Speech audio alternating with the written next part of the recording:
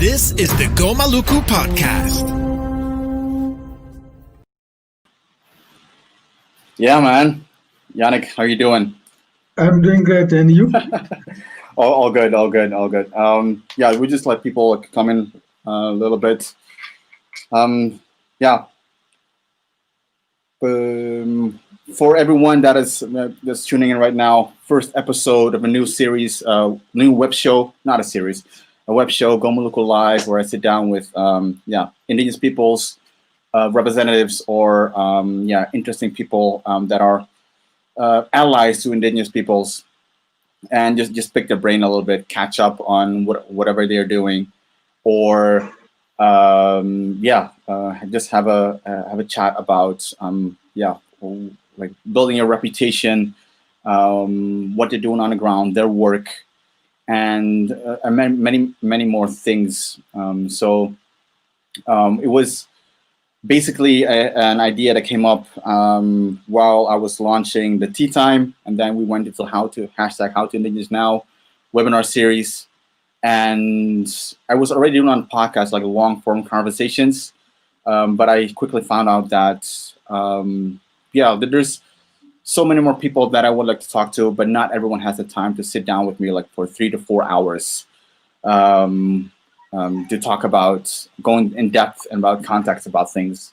So that's why this is episode 1 of the Go Maluku Live web show, and I'm very honored and privileged to have a very good friend of mine, Yannick Ndoinyo, from Tanzania, sitting down with me in this episode 1.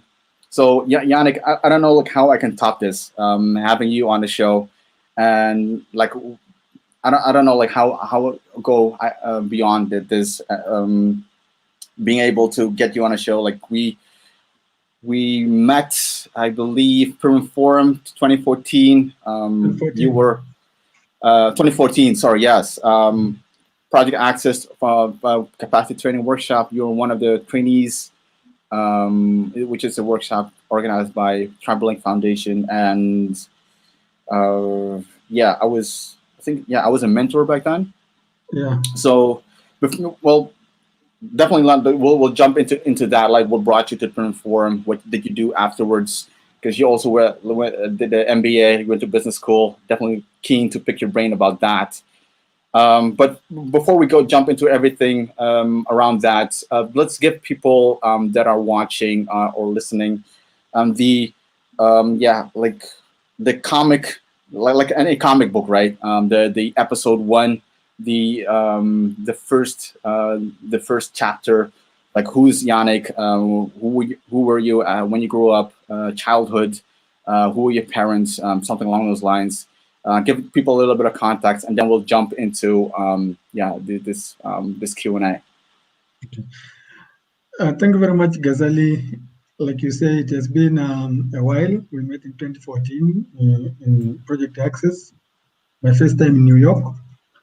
And my first time actually to attend UN meetings, General Assembly, was a big privilege for me. And ever since that time, and even before that, I've always been working with many different things, academics, conservation. I've also been a politician. For the past 10 years, I've been representing my people in local government and an advocate for land rights in my community for the indigenous people. So, and the Maasai, my tribe, I'm raised and born as a Maasai, and I've never changed. I lived within my traditions and cultures up until now. So, this is me, and like I said, I've been doing a bit about almost everything: land rights, conservation, academics, and politics. I tried this time, Tanzania is in election year. I've tried this time actually to vie for the position of member of parliament. Mm-hmm. I couldn't get enough votes to be in the position. but I tried. What made you decide, actually? Well, can you give a little bit more context? Because it's not something that people usually do, running for office or into politics. Can you explain a little bit more about that before you go further? You know, I've seen politics and leadership being managed or run like business as usual. And so many things required to be done, required to be changed. And one of the things that I felt that it was not being properly addressed, one is we are pastoralist community, we are Maasai, we have always clinged to our cultures and traditions, and that is not being properly addressed. As a matter of fact, we would like our culture to feature in the way we do our livelihoods, in our education system, in the way we manage resources, but it is not. It is the longest living culture in Tanzania, or in Africa, I would say, but doesn't feature anywhere in the management of land, in the management of resources, or even in the curriculum. But also, I felt that our right to resources is not also being properly addressed. We get deprived of our land, deprived of our resources, and the resources we've been looking after for centuries and centuries, and the decisions that are made in the parliamentary sessions, in the government seats, are made to deprive us of those rights. And I thought if I were in that position, I would have power, accessibility to ensure that our rights are guaranteed, our rights recognized and respected.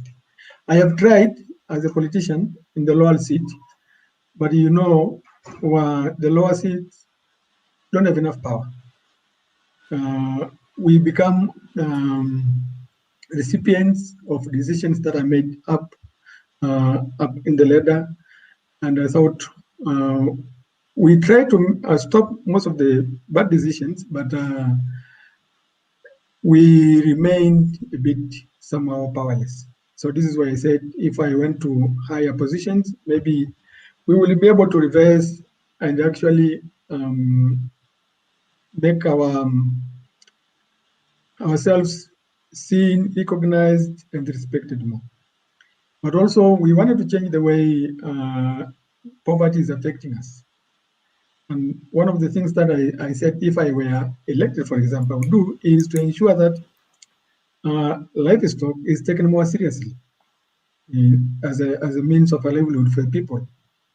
In Iloliondo, in the region that I'm from, 3 years ago, today, for example, about 600 livestock were killed and eaten by wild animals. And many more thousands of those died out of anger in the dry season. And this is not our fault. Animals come from the park and eat our goats and cows and sheep and kill people. That is not our fault. We are never compensated, and we are never even recognized that we have taken the risk, or we have taken huge losses like those. So I thought it is time the government reimburses or recompensates people that incur losses either of human beings or livestock if they're eaten by wild animals, including providing a cover, insurance cover for livestock and farms. So those are the things that I thought maybe if I went there, I would probably change. And I was not lucky. There's still time for that. And are you considering, like, because you do work for TEST now? We'll get into that later. Are you considering like, what are the lessons learned? Maybe that's a better question.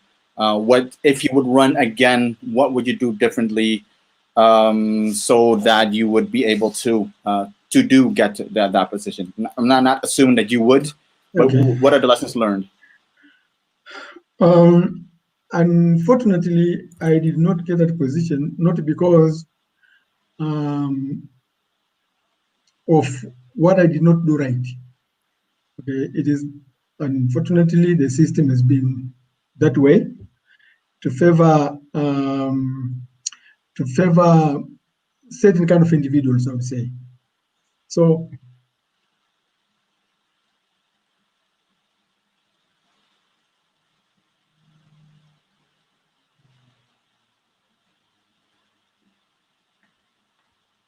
sorry. Everybody was supposed to vote for an MP, everybody. But this time, it was a few individuals that were handpicked. In my region, for example, about between 50 and 60,000 people were supposed to vote. But a few individuals that were handpicked voted. 900 people voted this time. It was very bad for us, bad timing, because all those people were handpicked and actually voted in favor of the guy who was there already. So it was not actually what we did wrong, but the system itself was skewed. But in the future, we will continue to advocate for the importance of the vote. The people don't understand what voting really means. So between now and then, us and the other people have decided that we will provide civic and election education to the people to understand exactly what it means. Because you elect a person today who is going to decide on your future and your present, about land, service delivery, or about your survival. For example, there's a big threat to evict people of about 50 villages in my region, and the decision is being made by the people that are elected.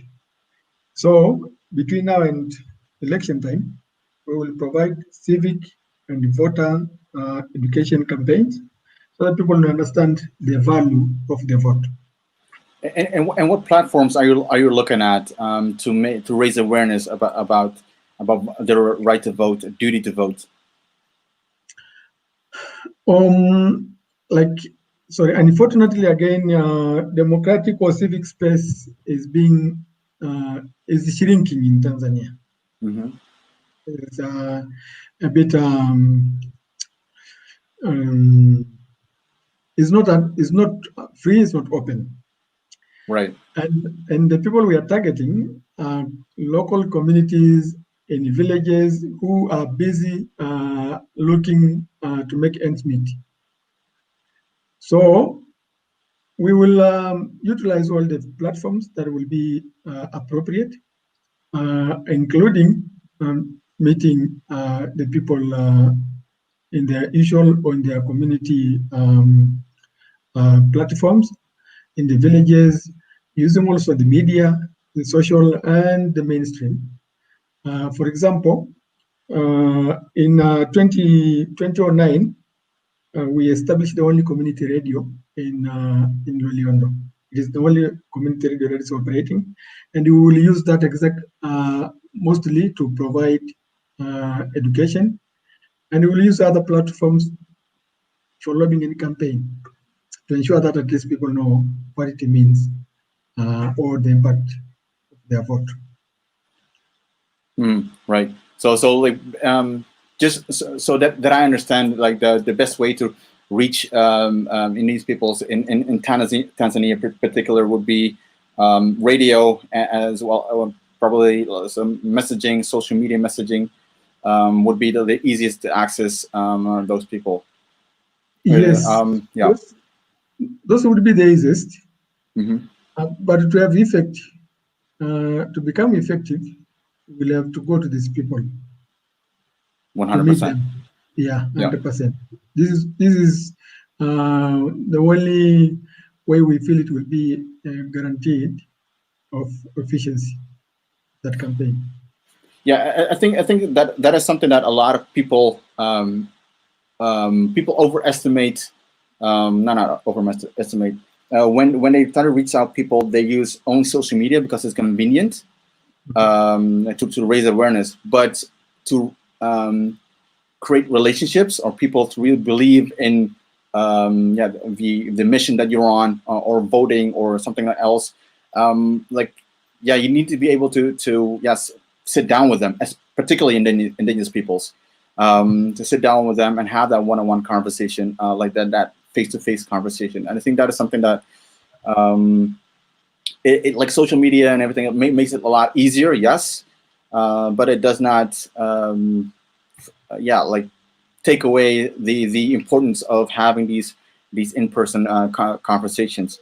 Exactly. So I'm very glad. I'm very glad that you brought that up, because that is something that at least what I see a lot happening right now within the indigenous world, with the emergence of social media. Yannick, you. When I reached out to you, like, hey, you would like to come on my show, and I asked you, like, all right, what is it, why do you do what you do? And you said that, like, something along the lines of, like, the livelihoods of indigenous communities, peoples is my passion, wildlife and the planet, making sure that is sustained. You also brought up TEST,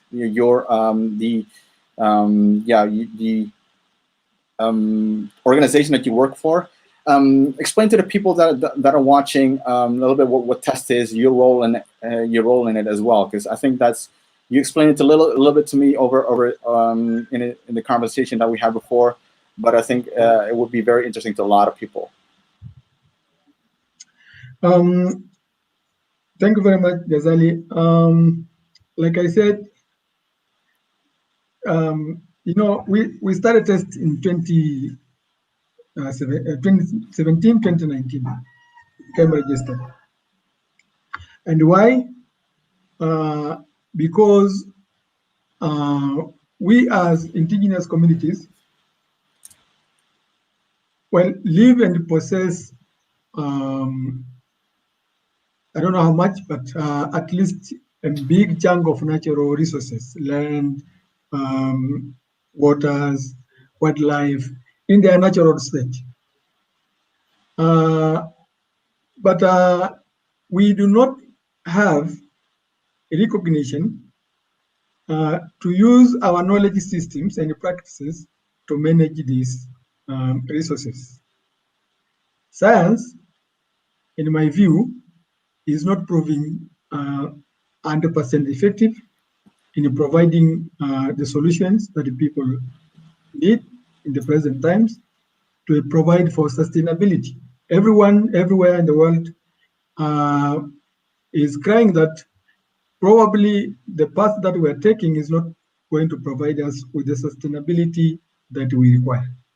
And it is because they've been using knowledge, extremely external, to what indigenous people could provide.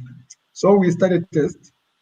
Because the other thing we have seen is conservation of today, Ghazali, is the biggest source of violations of human rights. It is becoming more militarized.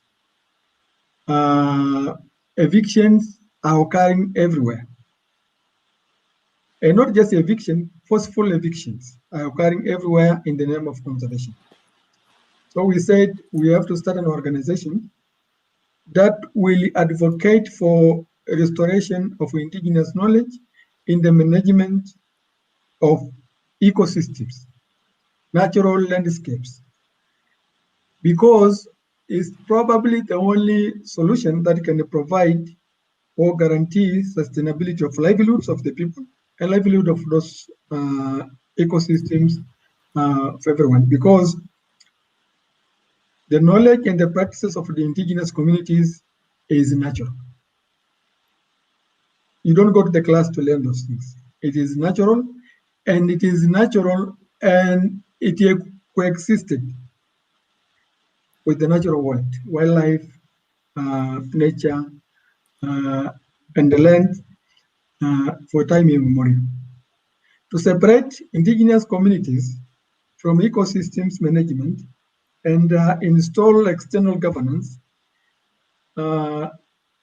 is putting ourselves on the path to faith.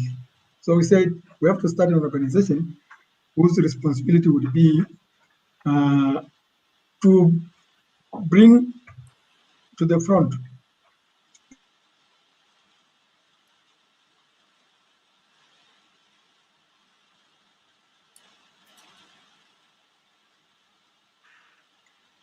advocate for indigenous knowledge to be adopted not only in the governance and the management of natural ecosystems, but also to be put in the curriculum so that people would know, children would know from the beginning the practices that ancestors used in the management and their relationship in their attachment to land, because they have. But to bring external skills, external expertise, and you disregard these practices and knowledge is putting ourselves on the path to fail. And so we doing a lot of, it is a new organization, but we want to research, publicize, and to promote the indigenous practices and knowledge on the how these people managed land, and they continue to manage land, because science and external knowledge is not proving effective, Ghazali. Right. Yeah, Yannick, there's some questions coming in actually, particularly on tests. Maybe you can answer them. Okay. Let me bring them up. Godfrey, actually, on YouTube. Thanks so much, Godfrey, for watching as well. He says, I know Yannick, test was launched on December 2020 or June. I can't remember. I don't know which format he's following. Okay. What has been done and achieved this far? Any obstacles in fulfilling test objectives? Thank you very much, Godfrey. This is when actually we started test for the second time, because like I said, we started in 2017. We registered in 2017. We couldn't operate it because the law was not very friendly at that time. So we had to register it again in 2019. So the date is not correct. Actually, December 6, 2019. We have not been able to do much, unfortunately, because all these projects that we want to do require funding. We have not been able to access. And again, we came in a very bad timing. You see, this year has been one of the hardest everywhere. But currently, we are developing. What we want to do is publicize, document, and put in a film all the practices I've said we are following, and advocate and promote all over the world. But currently, we found a problem, and we are developing a project with SCADA to develop a mobile app application so that the indigenous people can use to engage themselves in conservation as it is happening now, not according to their knowledge, but it's the way it is happening now, so that they can address wildlife conflicts. It's a mobile app that can be used to monitor the movement and the existence of wildlife in the community lands, not in the national park, in the community lands, so that there is communication all over the village about the movement of especially dangerous animals like elephants, lions, hyenas, wild dog, as they become also very ferocious. But also to solve another big problem, because I said in the beginning, conservation is becoming militarized. If people cross boundary of a national park right now and graze in the park, they are fined between 10,000 shillings between that and 100,000 Tanzanian shillings per head of a cow. That is a lot of money. And because the boundary has no wall or has no big physical marks to show or signify that you are crossing the boundary, we like also that application to be able to alert people before they cross the park boundary, which will result in those big fines. So this is what we're actually doing. We are also writing proposals on how to conserve endangered species on our community land, because, like I said, indigenous peoples are friends with wildlife. Conservationists do not appreciate as much that indigenous people are friends with wildlife. But we would like the community to use scientific applications now to be able to manage their interactions and address wildlife conflicts on their lands. So this is what we are doing. It's a new organization, but because of difficult times, we have not been able to access funding to take our objectives far. Yeah, Yannick, let's maybe brainstorm a little bit about like these projects. What you're talking about, mobile app. I think that is very innovative. What you're thinking about, the challenges that you're facing, is in terms of fundraising. Like, what are the challenges that you're facing right now? Is it for example, the difficulty of filling out a project proposal, or is it getting to the right funder? Take us through the process and what challenges you're facing right now. One of the challenges that we are facing right now is coming with the year. This year is pretty bad everywhere. Sure. Yeah. Yeah. But the other is how do we actually put up a fundable proposal, and how do we identify rightful or relevant appropriate funder? So those are the biggest three challenges we are facing. We are struggling. We wanted to start a network of friends so that we can collaborate, putting up proposals together, but they still remain serious challenges we have, writing up proposals and identify right funders for those projects. Right.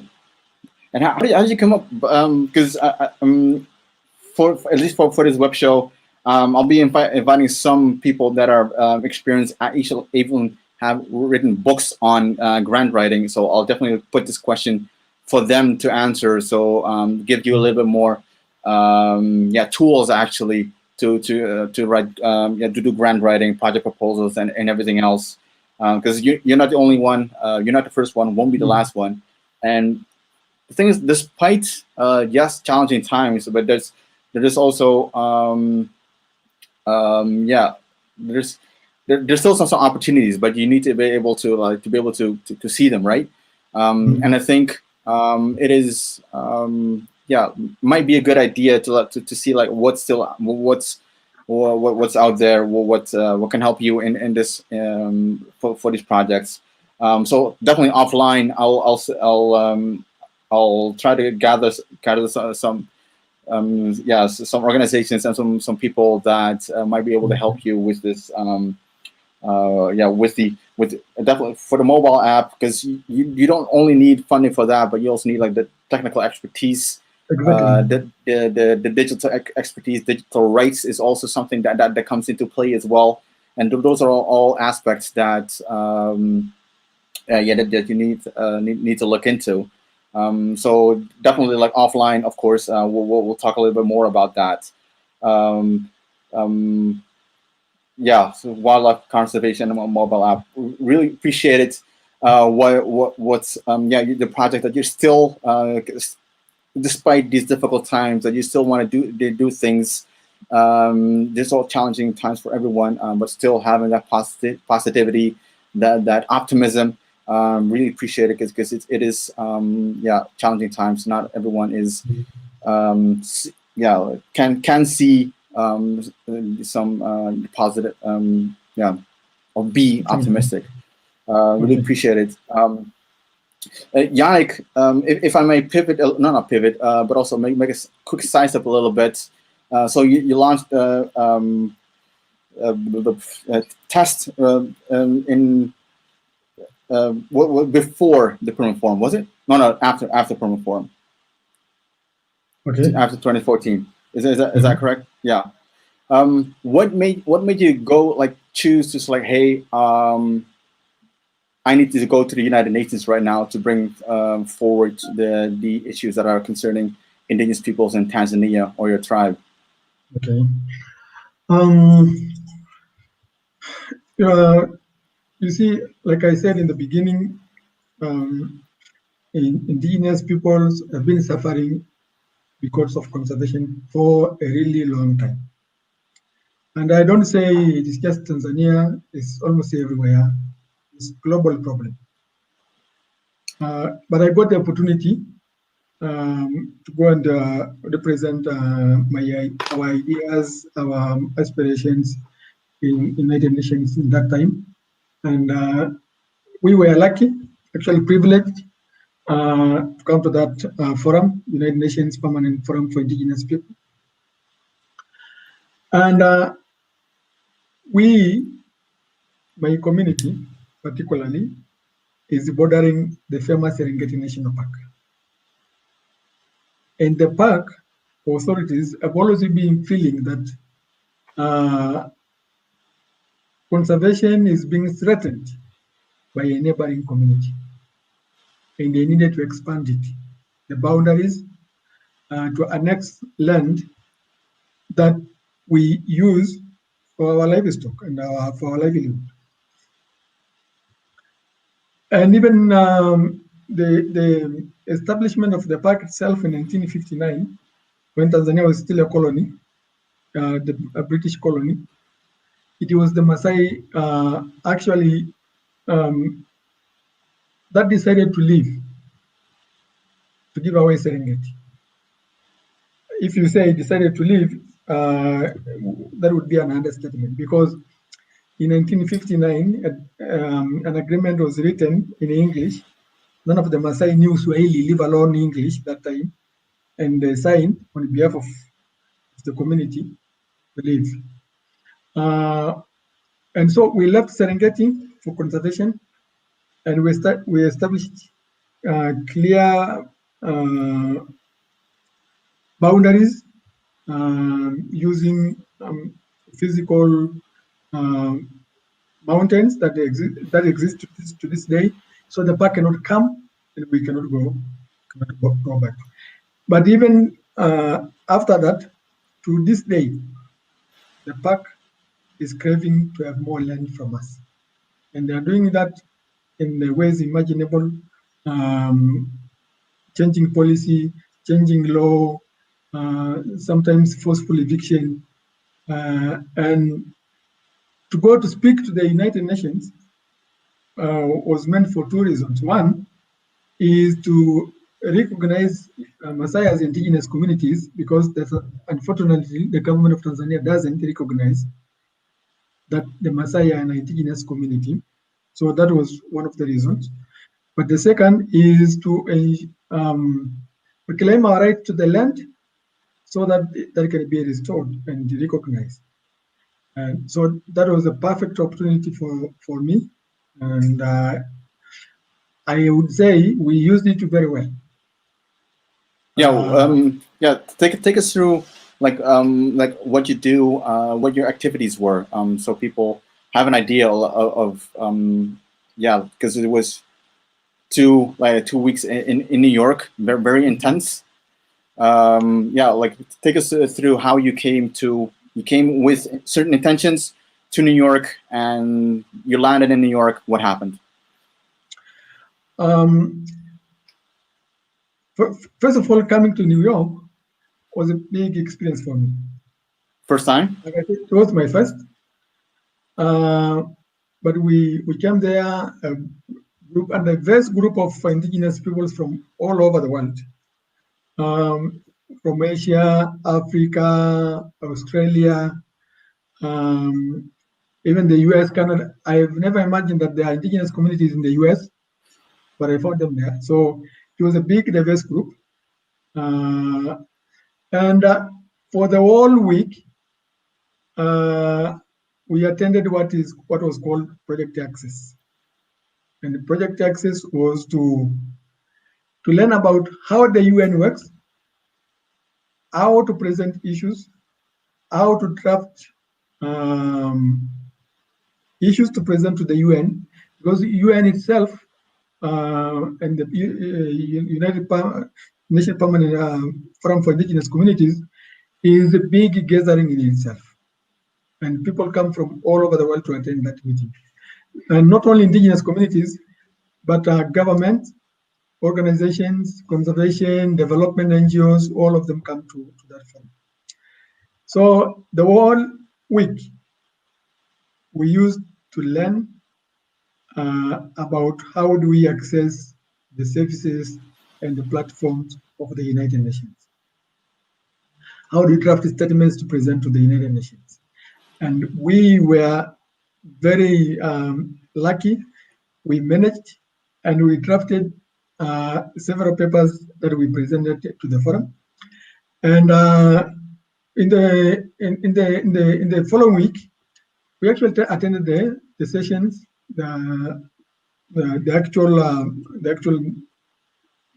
permanent forum proceedings. And I remember it was Ban Ki-moon who officiated in the opening, and it was very good. And so we present those issues, but we also got opportunities to attend what were called side events. And side events were specific meetings for specific issues. And in the same side events where I attended and I facilitated one of them, we presented more on our indigenous land rights, why we need to be recognized, and why we need to be restored. And so this is what happened in New York. But I would say the UN Permanent Forum opened a platform for us. And I was one of those people who actually read the statement, I remember. I remember, yeah. Yes. So I was very lucky. Probably second Masai to go there and actually present the paper.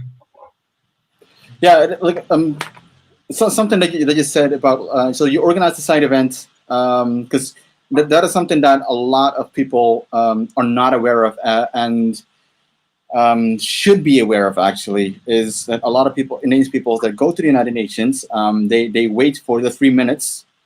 Obviously, 3 minutes is gold for indigenous peoples once you are able to attend a permanent forum or any UN meeting. But they wait the entire day or maybe an entire week for 3 minutes. And the permanent forum or any UN meeting is much more than that. Like it's about almost like business development. You got to develop your network. So talk to other indigenous peoples from Africa, Russia, Asia, in the entire world.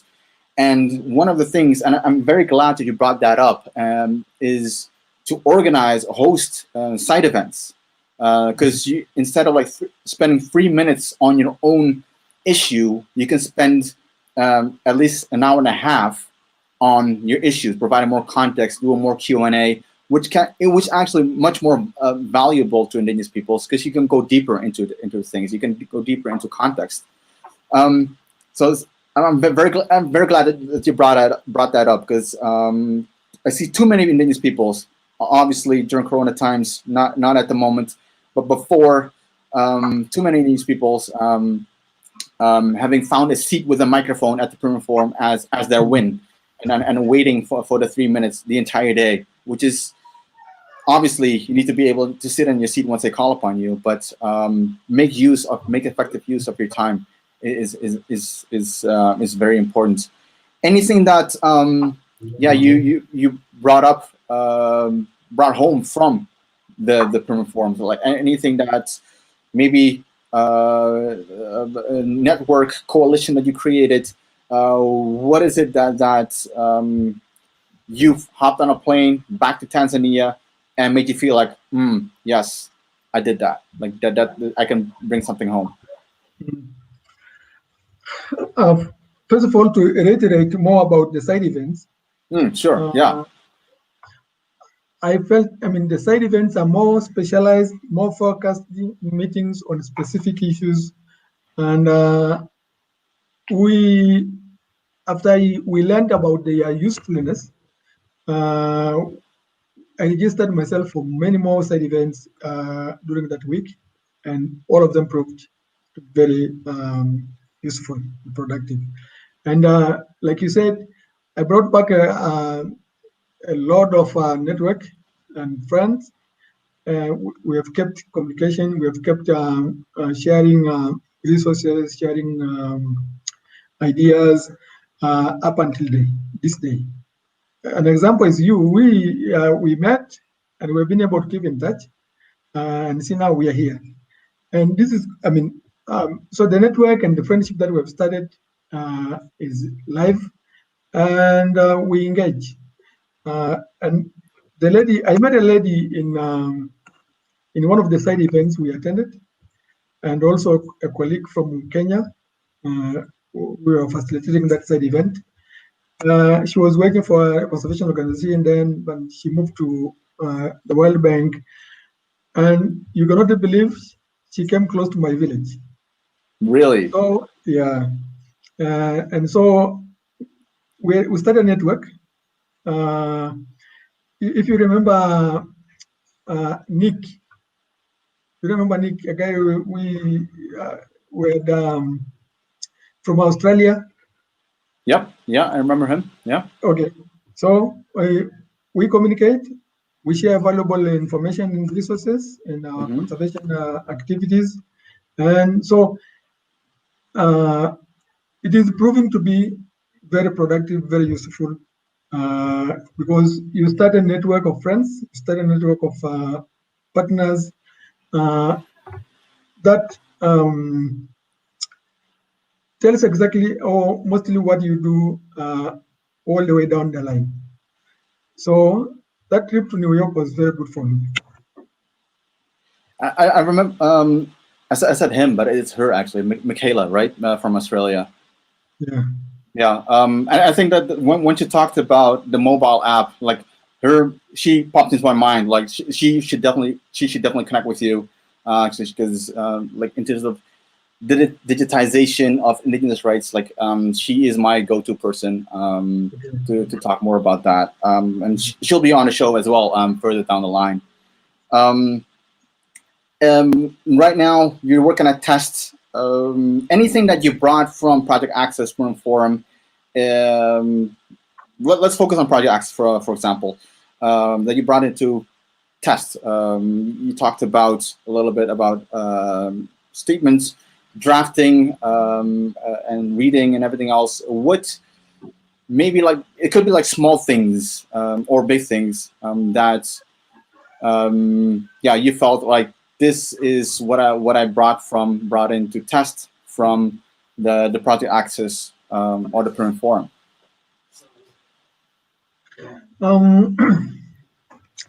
You see, when I was in New York, we were starting a community radio. Yes. Nice. And Pamela, I spoke to Pamela about it. Pamela Kraft, Executive Director, Tribal Link. Yeah. Yes.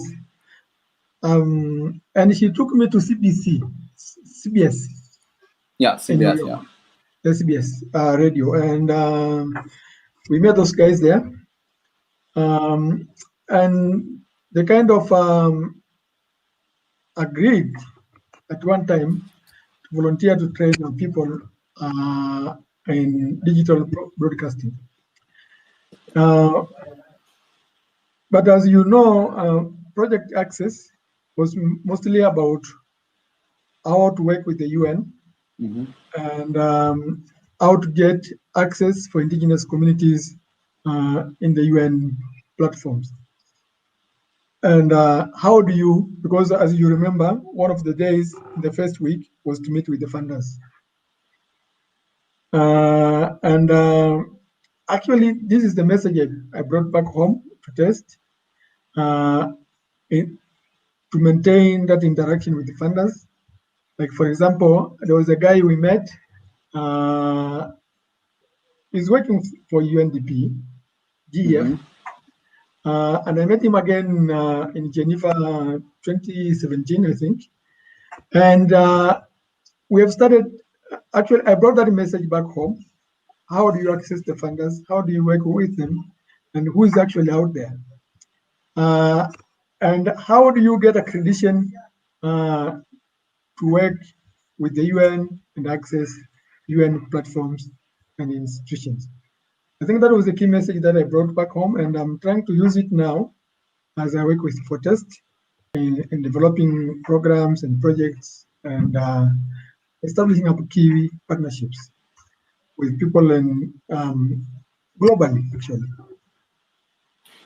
Yannick, right, I think towards the end of Project Access in New York, and you talked to me, well, because I live in the Netherlands at the moment, and you talked to me like, I'm coming to the Netherlands. I'm like, what in the world are you going to do over here? It's so cold. It's flat. There's nothing. But you told me like, I'm going to business school in the Netherlands.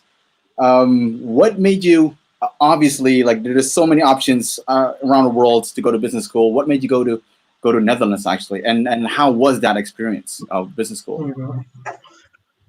I actually went there in the end of 2014. Yeah.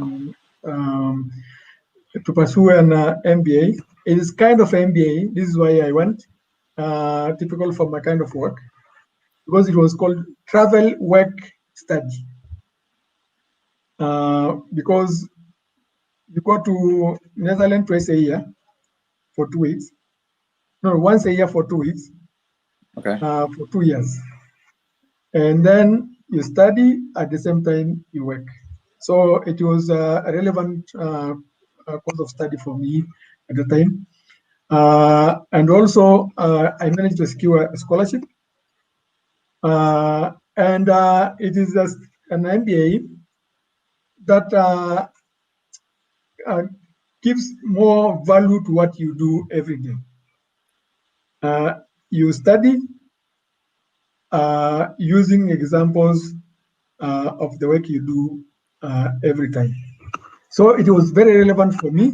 Plus, I managed to actually secure a scholarship for that particular course of study. It was really very cold, very, very cold. I remember we tried to meet up sometime as well. Yeah, we survived. Yeah. And it was a kind of a diverse group like the other Project Access.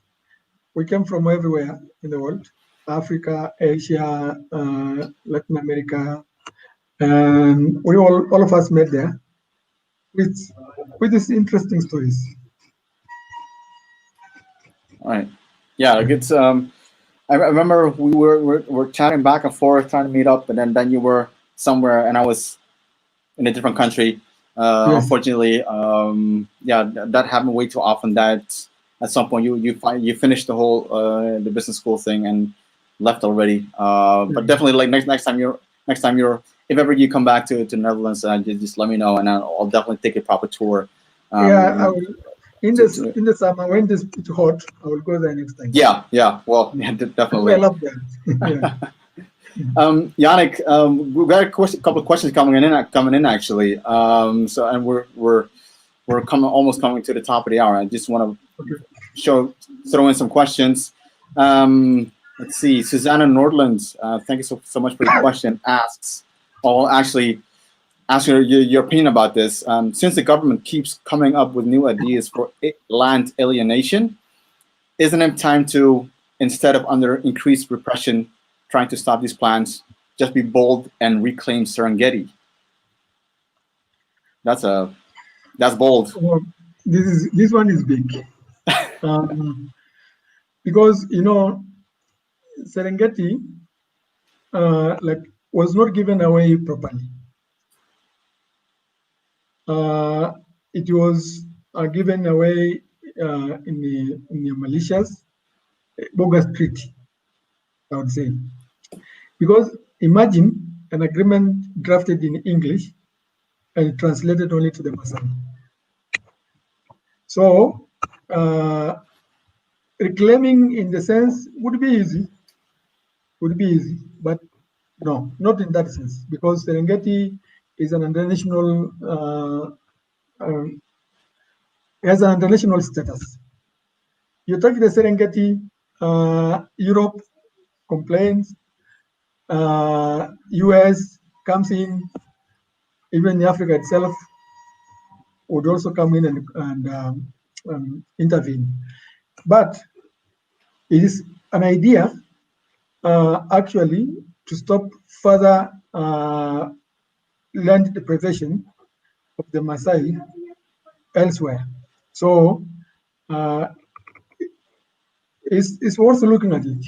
It is also looking at it completely, so that actually we can actually guarantee the lands that we occupy right now are safe and remain with us forever, if Serengeti can be used as a bait.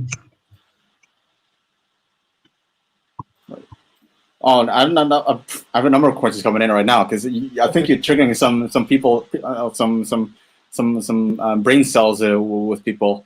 Let's pick one. You go. Exactly how many indigenous tribes are there in Tanzania? That's a very. Don't have to. Yeah. Well, do you know it, or you want to talk about your own tribe? No. Very unfortunate in Tanzania, no one is being recognized as indigenous. The government doesn't recognize anyone as indigenous because it gives some privileges, it gives some rights, it gives some accessibility, and so it's not really easy to say how many are there. Although there are 121 tribes in Tanzania, but I know quite a few who are indigenous, like myself, Masai, the Totoga, Adiza, and a few others.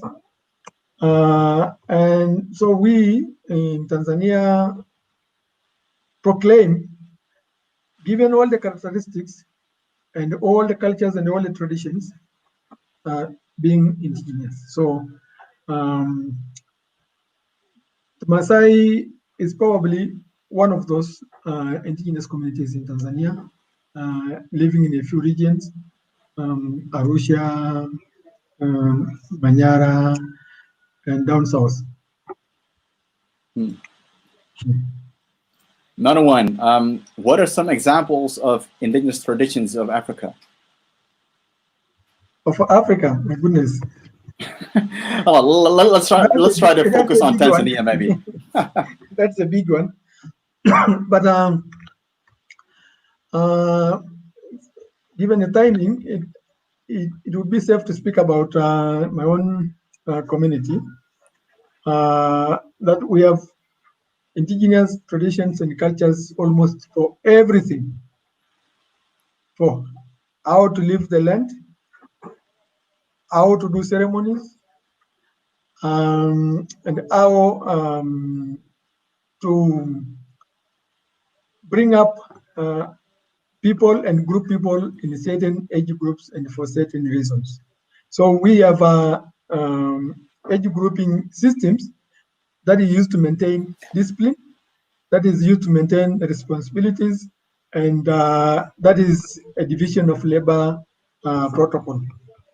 And so we have a way, taboos for living with nature, certain places we don't live, certain trees we don't cut, certain animals we don't hunt, and almost all the animals have clans, like the people themselves.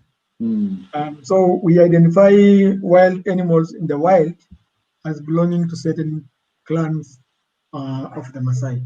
Why? So that they are maintained like they are maintained like people or like livestock. And so we have these traditions. What kind of trees are used to cleanse people? What kind of trees or leaves or barks are used to treat certain kind of diseases or illnesses? What kind of trees are used in certain ceremonies? So the cultures are really wide, I mean, but they're there. And they have helped perpetuate natural processes and natural coexistence between people and nature. Yannick, we're coming to the end of the show. Anything, any final thoughts, things you want Indigenous peoples or other people to think about, something that comes to your mind, some final words that you want to share? Oh, Ghazali, I was in London beginning of this year, and we went to a meeting in London, and the issue that they were discussing in the meeting is how to decolonize education. People there felt that education they are receiving now is not helping solve problems, global or national problems people are facing. And we, in this part of the world, proclaiming and promoting indigenous communities, are saying we have to decolonize conservation. Conservation has to be decolonized because it is not effective. It is not bringing sustainability that we require. It is not fighting climate change. It is not fighting or reducing conflicts.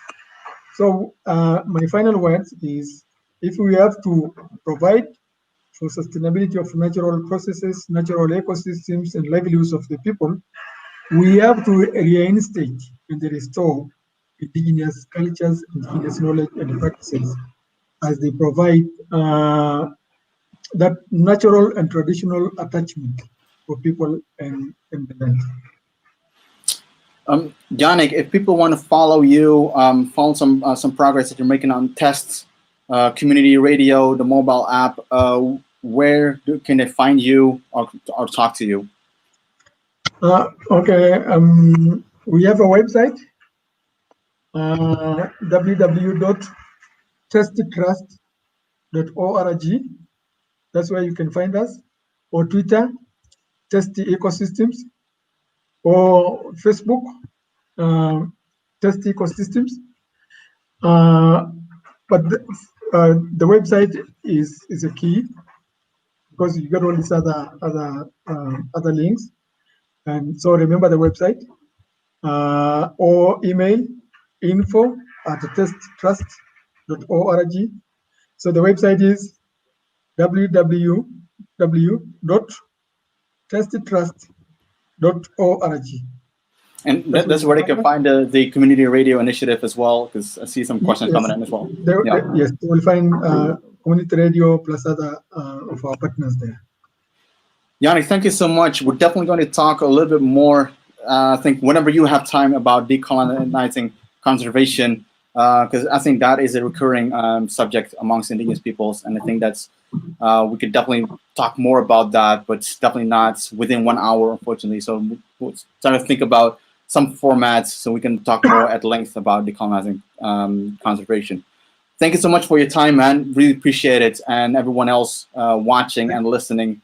Really appreciate it. Thank you very much, Ghazali. It has been an honor.